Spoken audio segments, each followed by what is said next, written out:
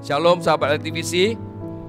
Ada sukacita, ya kita sampai kepada seri ketiga. Ya, seri ketiga berkat Tuhanlah yang menjadikan kaya. Jadi seri pertama itu kita udah banyak belajar di mana dikatakan berkat Tuhan ada di atas kepala orang benar. Oleh sebab itu diperlukan hikmat, kebijaksanaan, tangan yang rajin termasuk mulut yang benar. Untuk apa? Menarik berkat dan mengelola berkat yang disediakan oleh Tuhan untuk kita. Nah, pada akhirnya orang benar ya akan apa? Meninggalkan kenangan menjadi berkat. Ya, karena kalau orang fasik tidak meninggalkan kenangan menjadi berkat, tetapi kenangan yang meninggalkan nama yang busuk. Ya, sebagaimana firman Tuhan katakan. Jadi kalau orang benar itu meninggalkan apa? Kenangan yang menjadi berkat, luar biasa sekali. Jangan lupa berkat Tuhan itu datangnya mulainya dari rumah. Jadi keluarga yang rukun dan damai, kesanalah Tuhan memerintahkan berkat kita ya.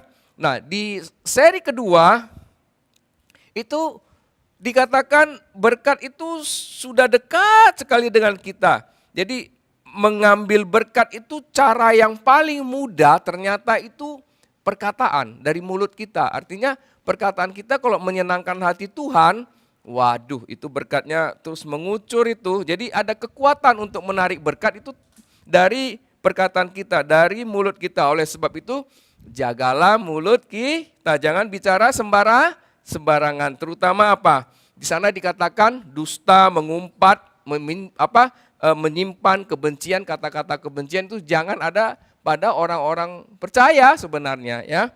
Nah, selain itu Tuhan bilang gunakan akal budi kita untuk bisa menyusun strategi, untuk bisa menarik berkat yang sudah Tuhan sediakan dan bisa juga memperbesar berkat yang sudah Tuhan berikan kepada kita. Kuncinya gimana? Kuncinya adalah miliki hati yang penuh kasih ya, sahabat LTVC, hati yang penuh kasih bukan kebencian. Maka berkat itu akan datang dengan cepat kepada kita. Oke, kita lanjut seri ketiga. Amsal 10 ayat 22 sampai 25 saya bacakan dulu. Nah ini baru masuk kepada inti tema kita. Berkat Tuhanlah yang menjadikan kaya, susah payah tidak akan menambahinya. Ayat 23. Berlaku cemar adalah kegemaran orang bebal. Nah, sebagaimana melakukan hikmat bagi orang yang pandai. Ayat 24. Apa yang menggentarkan orang fasik itulah yang akan menimpa dia. Tetapi keinginan orang benar akan diluluskan. Bila taufan melanda lenyaplah orang fasik. Tetapi orang benar adalah alas yang abadi. Kalau kita baca ini ayatnya mulai dari berkat Tuhanlah yang menjadikan kaya, susah payah tidak akan menambahinya. Jelas sekali 23, 24, 25 itu kebalikan semua.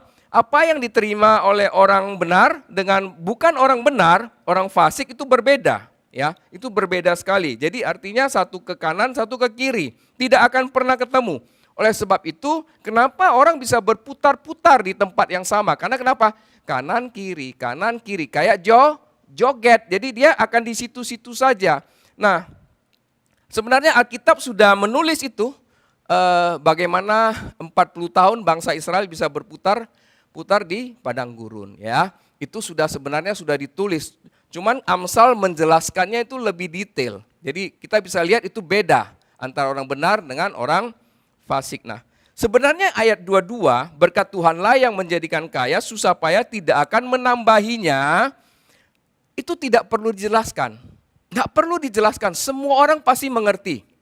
Saya yakin bagi orang-orang yang sudah belajar sampai SMA pasti mengertilah ayat ini. Jadi berkat Tuhanlah yang menjadikan kaya, susah payah tidak akan menambahinya. Tapi gini deh, saya cuma perlu satu pertanyaan. Saya bertanya kepada sahabat LTVC. Apakah Bapak Ibu sahabat LTVC sepakat dengan ayat ini?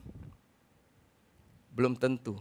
Jawabnya belum tentu. Belum tentu Bapak Ibu sepakat dengan ayat ini. Nah nanti di seri keempat kita akan pelajari kenapa saya katakan tadi, kenapa pertanyaan saya bertanya sepakat. Di seri keempat akan ditunjukkan betapa kita tidak sepakat dengan ayat ini. Aneh kan? Anak-anak Tuhan bisa tidak sepakat dengan ayat ini. Waduh, saya pelajari ini ya. Oh iya ternyata Enggak gampang. Walaupun kita mengerti berkat Tuhanlah yang menjadikan kaya, susah payah tidak akan menambahinya, belum tentu kita sepakat, sahabat LTVC. Kita sudah tahu sumber berkat itu Tuhan, sudah tahu. Tapi dikatakan susah payah tidak akan menambahinya. Kadang-kadang apa? Kita tidak percaya sumber berkat itu Tuhan. Kita menggunakan segala cara untuk bisa menambahinya berkat dari Tuhan. Karena apa? Keinginan-keinginan kita, ya, keinginan-keinginan kita yang mau lebih banyak, sehingga kita bekerja di luar jalurnya Tuhan, di luar jalur yang sudah Tuhan sediakan buat kita. Yaitu itu sangat-sangat logis dan sering terjadi ya dalam kehidupan kita ya. Nah, kalau ayat ini kita dalamin pelan-pelan, berkat Tuhanlah yang menjadikan kaya. Berarti apa? Kekayaan ini semua dari mana? Dari Tuhan. Kalau gitu semua titipan, ya. Semua titipan. Makanya walaupun kita lebih dari orang lain, kita tidak perlu merasa hebat. Kita tidak perlu merasa tinggi hati. Kita tidak perlu merasa sombong. Karena ayat ini kalau kita baca, semua dari Tuhan. Makanya pertanyaan saya, apakah sepakat? Nah, pada saat kita dapat banyak, kita belum tentu sepakat, ya kan? Kita bisa mengatakan enggak, kerja keras gua, ya kan? Nah, ini pertanyaannya banyak sekali yang harus dijawab ya. Nah, Tuhan berikan itu kepada kita karena Dia mengasihi kita, ya. Nah, kalau begitu kita melihat faktanya sering terjadi perebutan harta benda di dalam kehidupan ini ya. Nah, karena apa? Tidak percaya berkat Tuhanlah yang menjadikan kaya. Padahal sudah dikatakan susah payah tidak akan menambahinya. Iya kan? Nah, sahabat LTVC dimanapun berada ya, Tuhan ingatkan kita, untuk apa sih kita susah-susah payah mencari berkat? Toh aku yang menyediakan, itu maksudnya kan. Tetapi kan hati kita kadang-kadang terjebak. Bahkan di Timotius, 1 Timotius 6 ayat 9 sampai 10 dikatakan karena cinta uanglah orang melakukan hal-hal yang tidak diinginkan oleh Tuhan. Padahal kita tidak perlu cinta uang. Karena berkat itu sudah ada, Tuhan sudah sediakan. Ngapain kita cinta? Jadi kadang-kadang masalah uang kecil aja kita bisa ribut sama teman-teman, sama sahabat. Mau ngapain sih ribut-ribut? Iya kan? Toh Tuhan sediakan semua. Ya. Kita harus memahami ayat ini dengan benar ya. Nah, menaruh hati kepada kekayaan sebenarnya tidak ada gunanya. Karena sudah ready, Tuhan sudah siapkan. Ngapain kita menaruh hati pada kekayaan ya?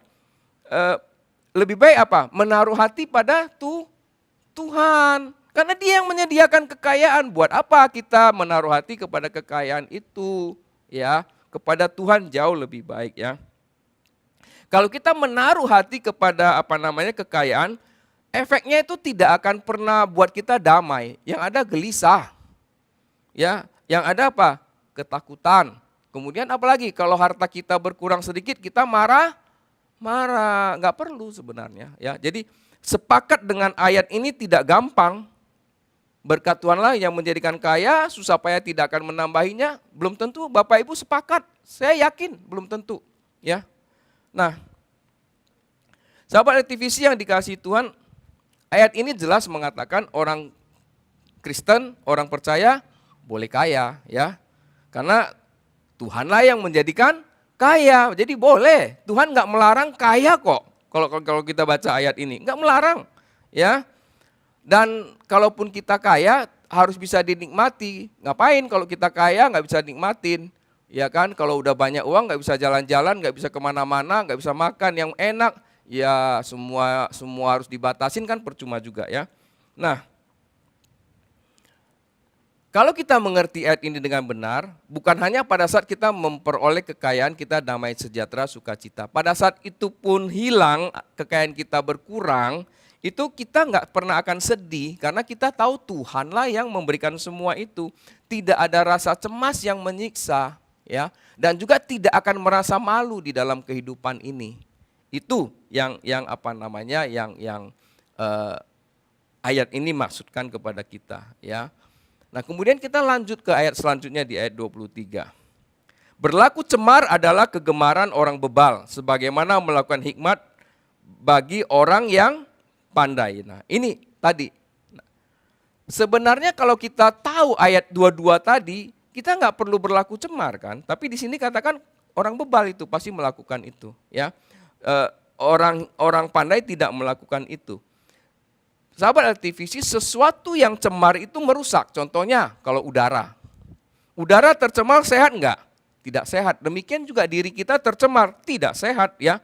Nah, oleh sebab itu kalau orang bebal itu tercemar, apa yang dia lakukan apa? Merusak orang lain, merugikan orang lain. Nah, apabila kita hubungkan dengan berkat Tuhan yang menjadikan kaya, maka apa? Orang bebal itu tidak dikasih kepercayaan untuk orang bebal mengelola kekayaan.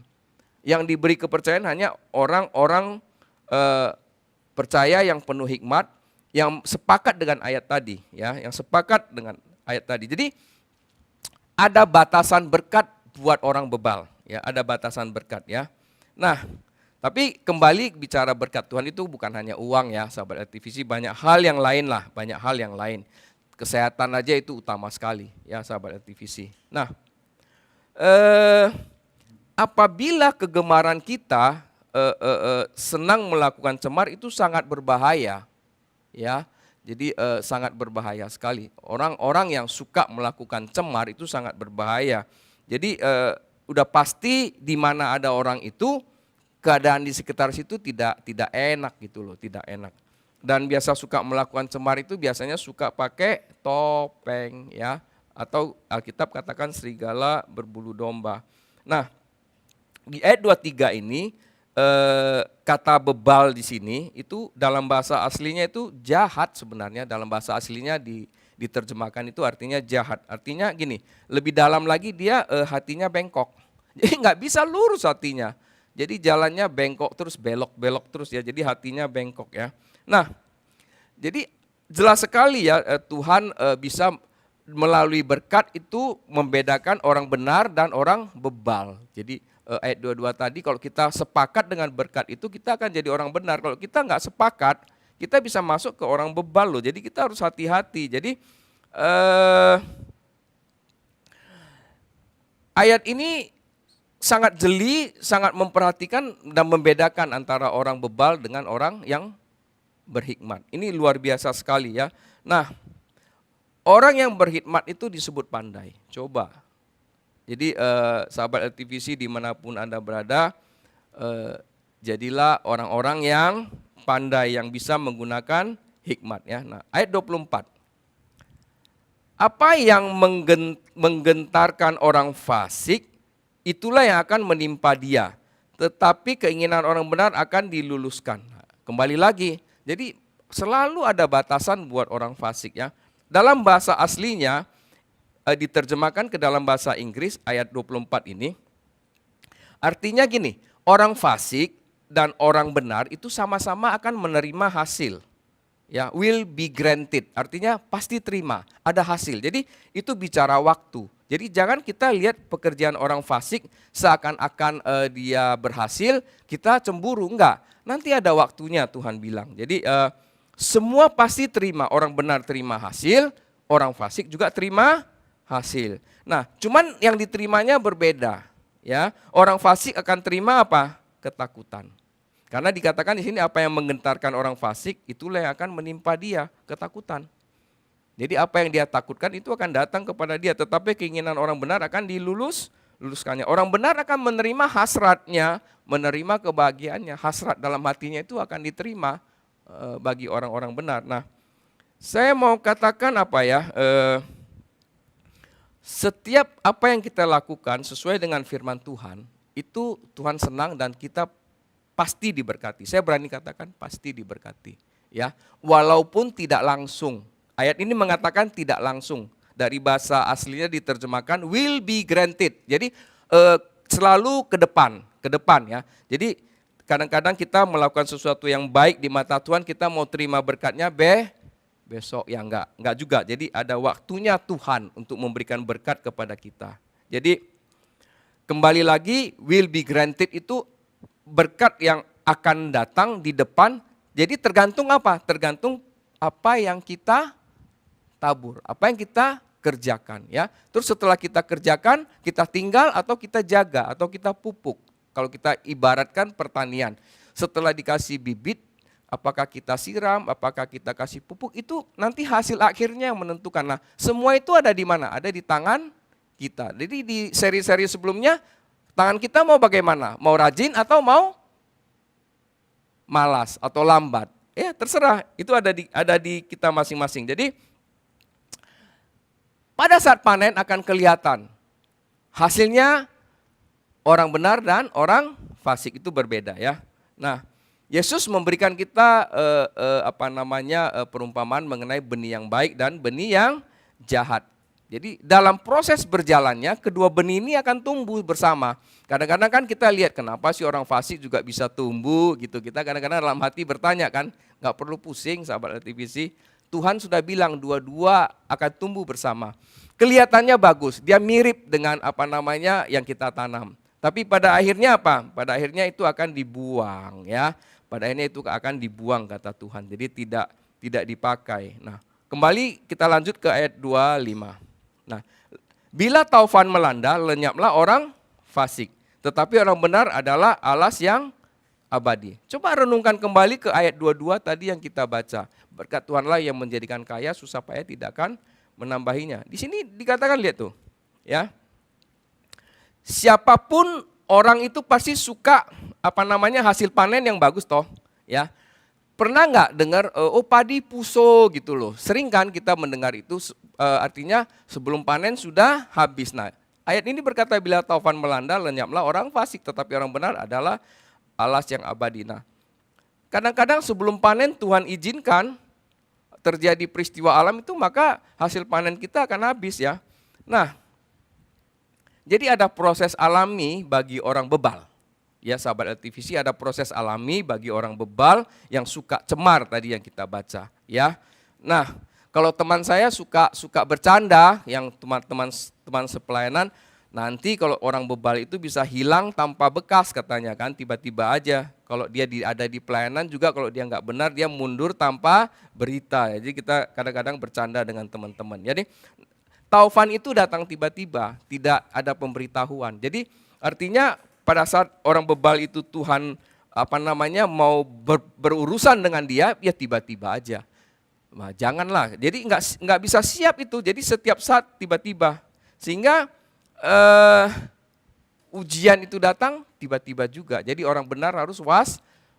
Jadi taufan itu tiba-tiba untuk orang bebal, tapi ujian juga untuk orang benar itu tiba-tiba. Jadi sama. Tapi dalam hal ini dikatakan orang benar adalah alas yang abadi. Apa sih artinya? Jadi dalam bahasa Inggrisnya saya coba cek ya, itu everlasting foundation. Wah, itu luar biasa kata-katanya. Jadi orang benar itu memiliki everlasting foundation. Artinya dia membangun fondasi rohani sebenarnya. Jadi everlasting foundation. Selain dia bangun di bumi, tapi yang dia bangun adalah fondasi rohani yang ada di sorga. Yaitu orang benar. Jadi artinya apa? Pada saat dia memahami berkat Tuhanlah yang menjadikan kaya, susah payah tidak akan menambahinya, berkat itu tidak melekat di hatinya. Jadi berkat itu dipakai apa? Untuk apa? Untuk menolong orang-orang lain. Berkat itu bisa dipakai untuk menjadi berkat ya. Jadi apabila dibandingkan dengan orang fasik tidak demikian. Orang fasik mempergunakannya untuk kepentingan diri sendiri. Oleh sebab itu bila taufan datang melanda, dia habis, lenyap tiba-tiba. Nah, yang namanya fondasi sahabat LTVC nggak kelihatan. Kadang-kadang kan kita suka membangun sesuatu yang kelihatan wah. Kalau fondasinya tidak kuat percuma, ya taufan datang dia hilang. Tapi orang benar membangun sesuatu dengan fondasi yang baik yang tidak kelihatan, itu akan melekat. Ya, jadi bangunan itu akan kuat. Nah, dalam hal ini baik orang fasik maupun orang benar, dua-dua pasti kena taufan. Ya, di sini pasti kena taufan. Yang membedakan adalah satu rubuh, satu tidak. Satu kuat, satu tidak. Ya. Orang fasik itu selalu membangun di atas pasir kata Yesus, tapi orang benar membangunnya di atas batu karang. Ini harus benar-benar diingat. Ya, benar-benar diingat. Pak kok jauh sekali ya dari Amsal sampai perumpamaan Yesus ya, yang ada di Matius. Bukan jauh, sebenarnya firman Tuhan ini terkoneksi satu sama lain. Dia seperti puzzle yang kita pasang sebenarnya, jadi gambar yang indah ya. Tidak jauh sebenarnya. Jadi apa yang dikatakan Amsal juga dikatakan oleh Yesus ya. Oke, kita lanjut. Saya bacakan ayat 26 sampai 28. Seperti cuka bagi gigi dan asap bagi mata, demikian si pemalas bagi orang yang menyuruhnya. Takut akan Tuhan memperpanjang umur, tetapi tahun-tahun orang fasik diperpendek. Ngeri juga ini ya, orang-orang fasik diperpendek umurnya katanya. Waduh, ayat 28, harapan orang benar akan menjadi sukacita, tetapi harapan orang fasik sia-sia loh. Wow, nah ini. Jadi ayat 26 ini mengingatkan kita kepada seri-seri kita yang sebelumnya yang mengenai si pemalas ya. Jadi di sini jelas dikatakan orang kalau yang menyuruh si pemalas dia akan seperti cuka bagi gigi, ngilu, terus asap bagi mata, pedih matanya. Jadi artinya apa? Artinya kita harus berhati-hati dalam hal ini ya. Jadi jangan sampai kita ada hal-hal penting, hal-hal urgent yang kita delegasikan kepada si pemalas itu karena tidak akan jalan maksudnya. Jadi kita jadi ngilu, gigi kita, mata jadi pedih. Artinya apa? Artinya apa yang kita suruh tidak jalan. Sebenarnya intinya bahasa-bahasa gampangnya itu seperti itu ya. Nah, bayangin kalau gigi kita kena cuka, ompong kita. Benar nggak? Kalau secara logika aja, kalau gigi kita kena cuka lama-lama ompong, iya kan? Mata kita lama-lama kena asap, rusak deh mata kita. Nah jadi kita harus hati-hati memberikan beban dan tanggung jawab kepada orang. Makanya manajemen aja tahu, kalau kita belajar di sekolah kan, the right man in the right place. Amsal sudah ajar kita, right man, right place. Jadi kalau wrong man, ya wrong place lah. Jadi gini. Kita harus berpartner dengan orang rajin intinya ya. Kita harus berpartner dengan orang rajin dalam hal apapun. Ya, di usaha, di bisnis, di pekerjaan. Ini pelajaran bagi orang percaya. Alkitab yang katakan, bukan saya cuma menyampaikan ya. Saya cuma menyampaikan ya.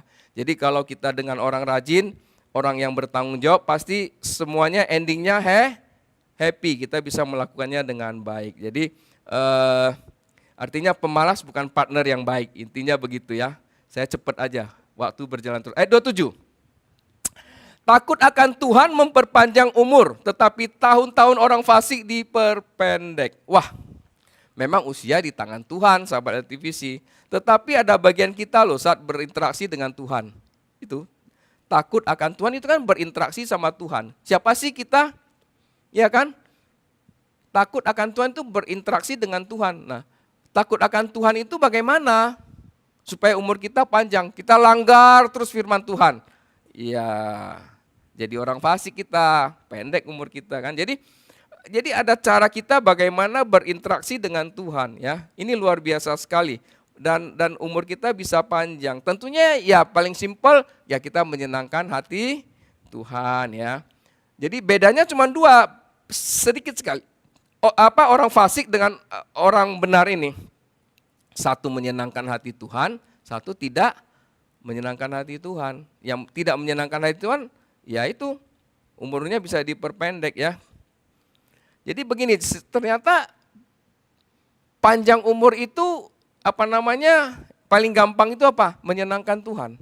Jadi ya bukan berarti kita nggak jaga diri, pola makan dan segalanya, enggak ya. Tapi itu tetap dijaga, tapi menyenangkan hati Tuhan itu adalah hal yang paling apa? Paling menyenangkan hati Tuhan lah. Menyenangkan Tuhan itu paling enak ya. Kita bisa dapat berkat tiba-tiba itu, yang tidak kita duga-duga ya. Saya sering alamin itu ya. Ya tapi waktu menyenangkan hati Tuhan kan berat. Saya punya teman pelayanan juga sampai keluar air mata loh kalau menyenangkan hati Tuhan. Kadang-kadang Tuhan suruh jalan. Padahal kondisinya tidak memungkinkan tapi dia tetap jalan. ya, sampai meneteskan air mata. Saya punya teman pernah sekali, dia pelayanan di marketplace. Dia lagi nggak ada duit, benar-benar nggak ada duit. Tuhan suruh dia ikut ke Armenia, waktu itu ada konvensi internasional ya kalau nggak salah di Armenia. Dia lagi kerjaan lagi nggak banyak, dia lagi pusing ya kan. Gimana perginya ya? Aduh, dia juga pusing. Teman-teman ajak gitu loh. Dan dia memang punya hati di pelayanan ini. Bahkan dia pernah bernazar ya, dia pernah bernazar. Ya Tuhan, aku mau menjadi pengajarmu untuk marketplace melalui pelajaran yang ada di perkumpulan ini. Dia bernazar. Jadi Armenia ini adalah kota di mana pendiri daripada perkumpulan itu sebelum dia pindah ke Amerika Serikat. Dia nggak ada uang. Ini kesaksian teman saya. Mau nangis sampai mau nangis. Tahu nggak? Besok berangkat, ya. Besok berangkat. Hari ini itu tiba-tiba ada transferan dari klien masuk. Yang hari itu juga dia beli tiket di hari itu. Nah biasanya beli tiket di hari H-1 kan mahal. Tapi enggak loh, Tuhan siapkan semua. Karena ke sana itu enggak perlu visa. Jadi Tuhan siapkan semua, dia bisa berangkat ya. Dia bilang itu kayak mau nangis saja. Waktu disuruh berangkat mau nangis, waktu dikirimin duit berangkat juga nangis. Nah itulah, ikut Tuhan itu begitu. Jangan mau sebelum berangkat ketawa, mau berangkat nangis, enggak juga ya. Jadi sebelum berangkat sudah menangis karena Tuhan taruh beban dia harus pergi. Kemudian 1 hari sebelum berangkat uang tidak ada, tiket belum ada, Tuhan kirim. Nah, itu ajaib, luar biasa sekali. Jadi ikut Tuhan itu apa? Gampang-gampang susah, ngeri-ngeri sedap. Gimana menyenangkan hati Tuhan, tapi panjang umur loh katanya. Ayo sahabat LTVC pilih mana? Oke lanjut supaya waktu jalan terus ya. Harapan orang benar akan menjadi sukacita, tetapi harapan orang fasik menjadi sia-sia. Nah ini bertolak belakang. Bertolak belakang ya. Kenapa? Ini bicara harapan, ini banyak sekali. Kenapa sih orang bisa kecewa? Yang paling sederhana apa? Harapan tidak sesuai kenyataan. Kenapa orang bisa kecewa? Ya, harapan tidak sesuai kenyataan. Nah, semua orang paling senang kalau mendapatkan apa yang diharapkan, ya. Nah, itu umum lah ya, itu umum, menurut saya itu umum ya. Nah, di dalam Tuhan kadang-kadang kan ada lagunya, walaupun gunung itu tidak berpindah, you harus percaya. Nah, kadang-kadang Tuhan buat kebalikannya waktu dia uji hati kita, sejauh mana kita cinta Tuhan. Jadi berkat Tuhanlah yang menjadikan kaya, susah payah tidak akan menambahinya, itu banyak kaitannya sebenarnya, dalam sekali satu ayat ini. Ya, kadang-kadang Tuhan uji kita, makanya kita baca terus ke bawah ya. Walaupun yang kita harapkan baik, yang datang tidak baik ya, orang benar itu tetap harus sukacita ya. Nah, tetapi di sini dikatakan harapan orang fasik menjadi sia. Oh, ngeri loh. Saya baca ini ngeri loh. Bayangin kalau kata sia-sia. Semua yang kita kerjakan itu jadi nol. Coba kita ujian, tiba-tiba dibalikin guru, ditulis dulu kita waktu sekolah istilahnya apa? Telur apa? Telur busuk kan waktu kita sekolah di SD, SMP, SMA. Oh dapat telur busuk, nol dibalikin guru. Iya kan? Tapi waktu sekolah masih kita bisa bercanda. Tapi kalau kita baca ayat ini, ngeri loh. Kita udah dewasa kan sekarang, bukan anak-anak lagi. Coba, apa yang kita harapkan sia-sia? Nggak ada sama sekali. Nggak ada sama sekali. Coba kita renungkan ya. Sahabat LTVC, ayat ini sederhana tapi bicara masa depan. Coba kita bangun. Udah usia 50 semua sia-sia atau usia 60 semua sia-sia. Coba renungkan. Ayat ini sederhana, harapan orang benar akan menjadi sukacita, tetapi orang fasik menjadi sia-sia. Artinya apa? Apa yang kita bangun tiba-tiba hilang. Jadi ayat sebelumnya dikatakan ada tofan. Ya, harapan kita jadi sia-sia. Itu berbahaya sekali buat kita. Oke. Saya lanjut beberapa ayat terakhir. Saya undang pemusik dan W.L. Singer ya. Saya bacakan aja supaya cepat. Jalan Tuhan adalah perlindungan bagi orang yang tulus. Nah, kembali di sini. Jalan Tuhan adalah perlindungan bagi orang yang tulus. Jadi kita mengerjakan apapun harus tulus. Tetapi kebinasaan bagi orang yang berbuat jahat. Orang benar tidak terombang-ambing untuk selamanya. Berarti bisa terombang-ambing, tapi tidak selamanya, ingat. Makanya kita harus kuat. Jangan sebentar-sebentar udah ngedumel, jangan. Tetapi orang fasik tidak akan mendiami negeri. Mulut orang benar mengeluarkan hikmat, tetapi lidah bercabang akan dikerat. Bibir orang benar tahu akan hal yang menyenangkan, tetapi mulut orang fasik hanya tahu menipu. Wah, ngeri banget nih, ya.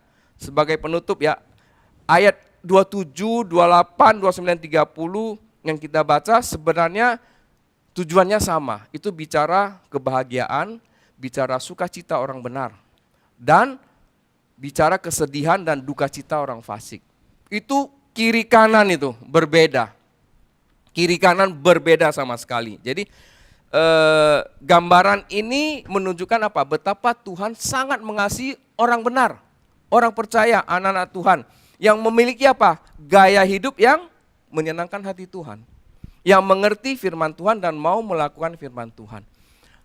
Nggak gampang. Sahabat LTVC mau melakukan apa ayat tadi yang kita baca di ayat 22 itu, berkat Tuhanlah yang menjadikan kaya, susah payah tidak akan menang. Nggak gampang ya, tetapi harus percaya janji Tuhan itu iya dan amin ya, iya dan amin ya. Jadi sahabat LTVC yang dikasihi Tuhan, ikut Tuhan ada hal enak, ada hal tidak enak, tapi kita harus menjalaninya dengan sukacita, karena badai itu bisa kepada siapa aja, ujian itu bisa kepada kita juga ya. Dan ingat, kembali lagi di seri-seri sebelumnya mulut memegang peranan penting. Kali ini juga mulut dikatakan memiliki peranan penting ya. Jadi mulut orang benar mengeluarkan hikmat, tetapi lidah bercabang akan dikerat. Tuhan tidak suka. Apa sih dikerat ya? Bahasanya yang gampang apa ya? Dikerat. Dikerok ya? Saya tidak pelajari kemarin. Dipotong. Ternyata kata jemaat LTVC, pinter jemaat LTVC. Hebat. Berarti memang udah benar-benar cinta Tuhan ini. Langsung bilang dipotong, lidah bercabang akan dikerat, itu dipotong sama Tuhan. Jangan main-main loh. Ngeri loh ya. Oke. Sebagai ayat penutup. Dikatakan begini, bibir orang benar tahu akan hal yang menyenangkan, tetapi mulut orang fasik hanya tahu tipu muslihat. Jadi ini diulang, artinya apa? Perkataan kita ada kuasa, mulut kita diurapi Tuhan, ya. Berkatalah yang benar dan sesuai dengan firman Tuhan, karena ada berkat yang banyak di dalamnya. Ya. Tipu muslihat itu tidak ada berkat. Tipu muslihat itu sama dengan dusta, itu dibenci Tuhan. Ini luar biasa sekali ya. Nah, oleh sebab itu urapilah mulut kita semua. Saya yakin sahabat LTVC mulutnya pasti diurapi. Tadi langsung kasih tahu, itu dipotong. Wah, saya senang sekali, luar biasa ya. Jadi jangan setengah-setengah ikut Tuhan ya, sahabat LTVC. Ayat ini supaya apa? Berkat Tuhanlah menjadikan kaya, susah payah tidak akan menambahinya. Jadi kesimpulannya begini. Kita jangan sampai kehilangan berkat yang sudah Tuhan sediakan akibat kelalaian kita ataupun kesalahan yang kita buat. Ya, jangan. Karena kenapa? Pada saat kita berlaku cemar itu hilang. Ya, kita akan menyusun fondasi yang salah, sebagaimana yang kita baca tadi. Ya, pada saat fondasi salah, udahlah, nggak lama rubuh itu. Ya, nah, jadi orang percaya harus mengerti susah payah tidak akan menambahinya. Oleh sebab itu kalau kita mengerti itu, bukan malas ya, tadi pemalas itu nggak boleh. Kita akan tahu porsi yang Tuhan sediakan kepada kita, berkat yang Tuhan sediakan kepada kita. Hati tidak perlu gelisah, tinggal kita pakai mulut kita bagaimana menarik berkat itu dari Tuhan. Amin. Tuhan Yesus berkati kita semua.